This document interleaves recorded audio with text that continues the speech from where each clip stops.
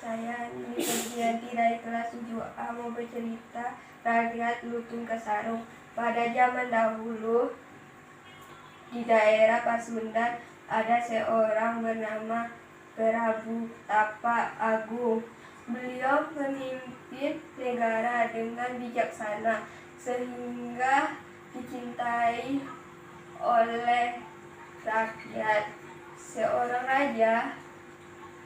raja mempunyai 2 orang putri. Yang pertama bernama Putri Rarang dan adiknya Putri Uprasari. Sang Kuryang sudah dewasa. Dia kembali dan bertemu dengan ibunya, tapi Sang Kuryang tidak mengenali ibunya. Begitu juga dengan ibunya. Tapi saat Dayang Sumbi mengecek kepala Sang Kuryang, baru ia menyadari kalau itu adalah anaknya.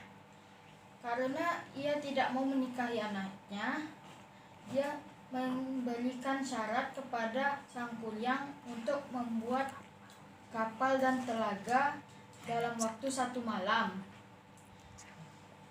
Setelah itu, Sang Kuryang pun menyetujui syarat itu dan minta pertolongan 3 makhluk halus.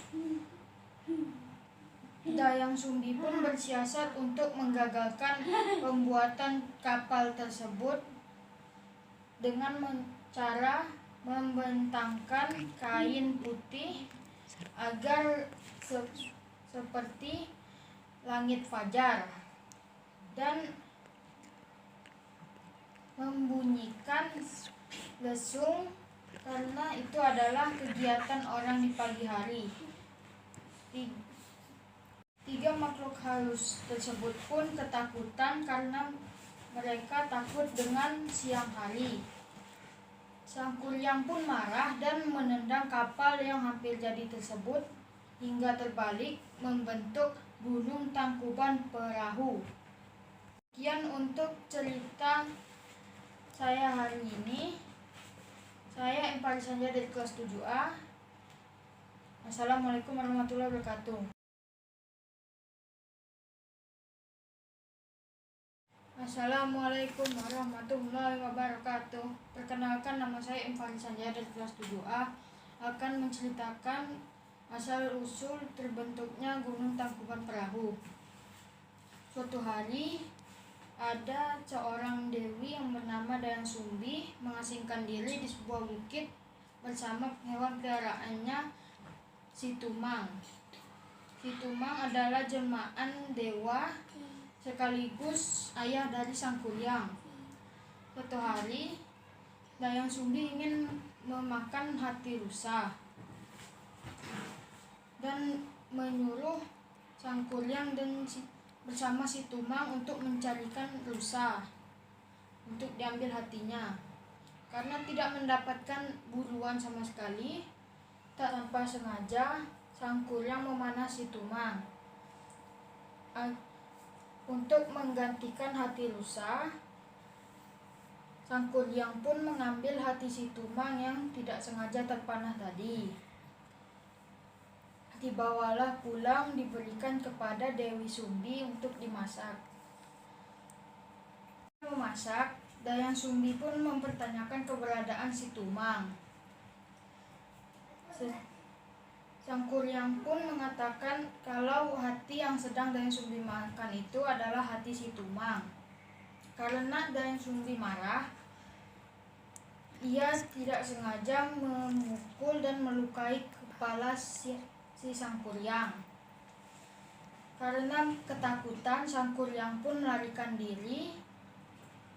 Lalu Dayang Sumbi pun bertapa dan hanya memakan tumbuh-tumbuhan dan sayur-sayuran.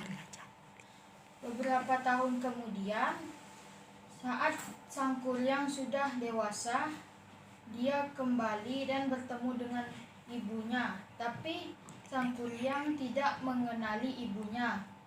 Begitu juga dengan ibunya. Tapi saat Dayang Sumbi mengecek kepala Sang Kuryang, baru ia menyadari kalau itu adalah anaknya. Karena ia tidak mau menikahi anaknya, dia memberikan syarat kepada sang kuryang untuk membuat kapal dan telaga dalam waktu 1 malam. Setelah itu, sang kuryang pun menyetujui syarat itu dan minta pertolongan 3 makhluk halus. Dayang Sumbi pun bersiasat untuk menggagalkan pembuatan kapal tersebut dengan cara membentangkan kain putih agar seperti langit fajar dan membunyikan lesung, karena itu adalah kegiatan orang di pagi hari. 3 makhluk halus tersebut pun ketakutan karena mereka takut dengan siang hari. Sang kuryang pun marah dan menendang kapal yang hampir jadi tersebut hingga terbalik membentuk gunung Tangkuban Perahu. Sekian untuk cerita saya hari ini. Saya Empari Sanja dari kelas 7A. Assalamualaikum warahmatullahi wabarakatuh.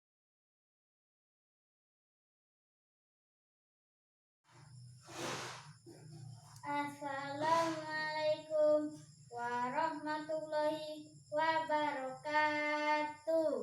Perkenalkan, nama saya Ahmad Erlan Abidal. Saya akan membacakan cerita tentang kelinci dan keong. Hai kelinci dan keong, ada kelinci dan keong sedang menunjukkan perkemahan. Mereka berjalan bersama-sama, tetapi keong jalannya lambat dan kelinci caranya cepat. Kemudian keong berbicara kepada kelinci, "Kelinci, tunggu aku, jangan cepat-cepat." Tunjangnya kemudian kelinci berbicara kepada keong, "Keong, berbaring, cepat dong, aku akan menunggumu." Keong berusaha menghampiri kelinci, tetapi keong jalannya lama. Kelinci berbicara, "Kalau kita akan terlambat dalam perkemahan." Akhirnya keong pun kelinci duluan dan kelinci pun meninggalkan keong.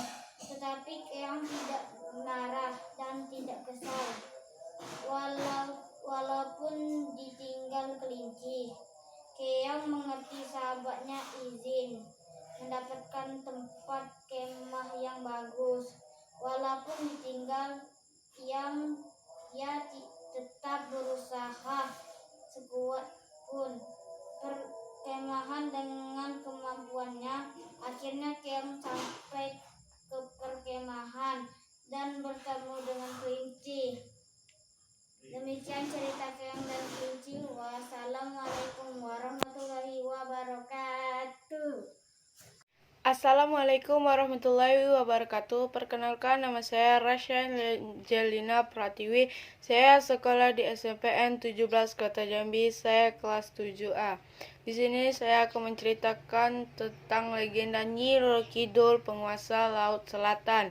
Pada zaman dahulu, tepat di daerah Jawa Barat, terdapat sebuah kerajaan bernama Pakuan Pajajaran. Kerajaan tersebut dipimpin oleh seorang raja yang sangat bijaksana dan arif. Rakyat di bawah kekuasaannya sangat bahagia dan menghormati sang raja karena pemimpinnya membuat hidup para rakyatnya sejahtera. Raja tersebut bernama Raja Prabu Siliwangi. Sang Prabu mempunyai cukup banyak anak, salah satunya bernama Putri Kandita.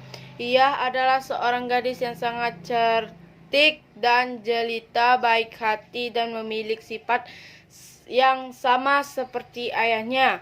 Sang Prabu Siliwangi sangat menyayangi Putri Kandita, semakin memiliki paras yang cantik dan area merupakan anak tunggal, maka ialah sang calon pewaris tahta Raja Prabu Siliwangi kelak. Sekian cerita legenda dari saya. Wassalamualaikum warahmatullahi wabarakatuh.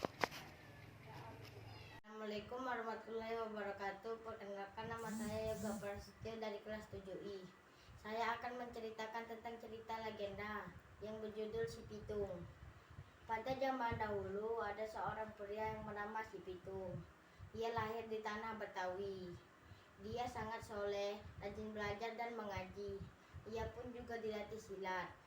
Pada zaman penjajahan Belanda, ia merasakan rakyatnya sangat menderita. Setelah mendengar itu, ia langsung merampok rumah-rumah, dan dari hasil perampokan itu ia membagikannya ke fakir miskin atau rakyat kecil. Tiba-tiba ia tertembak oleh tentara Belanda dan akhirnya ia meninggal. Tetapi namanya masih dikenang. Assalamualaikum warahmatullahi wabarakatuh. Assalamualaikum warahmatullahi wabarakatuh. Perkenalkan, nama saya Aulia Lolita dari kelas 7A. Saya akan menceritakan legenda Danau Toba. Pada zaman dahulu, hiduplah seorang pemuda tani yatim piatu di bagian utara Pulau Sumatera. Daerah tersebut sangatlah kering. Syahdan, pemuda itu hidup dari bertani dan memancing ikan. Pada suatu hari, ia memancing seekor ikan yang sangat indah, warnanya kuning keemasan. Begitu dipegangnya, ikan tersebut berubah menjadi seorang putri jelita. Putri itu adalah wanita yang dikutuk karena melanggar suatu larangan. Ia akan berubah menjadi sejenis makhluk yang pernah menyentuhnya. Oleh karena yang menyentuhnya manusia, maka ia berubah menjadi seorang putri. Terpesona oleh kecantikannya, maka pemuda tani tersebut meminta sang putri untuk menjadi istrinya. Lamaran tersebut diterima dengan syarat bahwa pemuda itu akan menceritakan asal-usulnya yang berasal dari ikan. Pemuda tani itu menyanggupi syarat tersebut. Setelah setahun, pasangan suami istri tersebut dikarunia seorang anak laki-laki. Ia mempunyai kebiasaan dikarunia seorang anak laki-laki. Ia mempunyai kebiasaan buruk, yaitu tidak pernah kenyang. Ia makan semua makanan yang ada. Perkenalkan, nama saya Febrian Benjamin Pratama Manggala dari kelas 7B. Saya akan membacakan legenda Danau Toba. Tokoh legenda Danau Toba adalah 1. Toba. 2. Ikan besar yang menjelma menjadi seorang putri. 3. Samosir. Latar tempat Danau Toba. Karakter 1. Toba rajin dan pemarah. 2. Putri baik hati. 3. Samosir rakus dan nakal. Kisah ada seorang petani muda bernama Toba yang sebagian besar waktunya dipakai untuk bercocok tanam di desanya. Namun kadang-kadang juga Toba pergi memancing ikan untuk dijadikan lauk atau dijual. Suatu hari Toba pergi mencari ikan. Dia sangat beruntung bisa menangkap seekor ikan mas yang cukup besar. Akan tetapi Toba pun merasa ada sesuatu yang aneh pada ikan tersebut. Tak lama kemudian, secara mengejutkan ikan tersebut berubah menjadi sosok perempuan dengan paras cantik jelita. Perempuan itu lalu menjelaskan kepada Toba dirinya adalah seorang putri yang dikutuk. Putri itu berterima kasih dapat terbebas karena pertemuan Toba dan bersedia hanya saja putri cantik itu memberi syarat, yakni sebuah larangan membicarakan asal-usul putri. Mereka lah berdua akhirnya menikah dan memiliki seorang anak bernama Samosir. Sayangnya, Samosir tumbuh menjadi sedikit nakal dan memiliki nafsu makan yang besar. Sang ayah yang kelaparan terkejut melihat makanan yang tinggal sedikit. Toba merasa sangat marah akan kelakuan Samosir dan melupakan janji pada istrinya. Dia mengumpat dan menyebut Samosir merupakan anak ikan yang tak tahu untung. Samosir sangat sedih, berlari pulang memeluk dan mengadu pada ibunya. Seketika itu akhirnya terjadi bencana karena Toba telah melanggar sumpahnya. Sang putri dan Samosir sekejap menghilang, dan keluarlah semburan air dengan derasnya dari tempat menghilangnya mereka. Semburan air itu akhirnya memenuhi lembah yang dihuni Toba dan berakhir menjadi sebuah danau raksasa. Akhirnya danau tersebut dinamakan Danau Toba dan muncul pulau di tengah-tengah danau dengan bernama Pulau Samosir.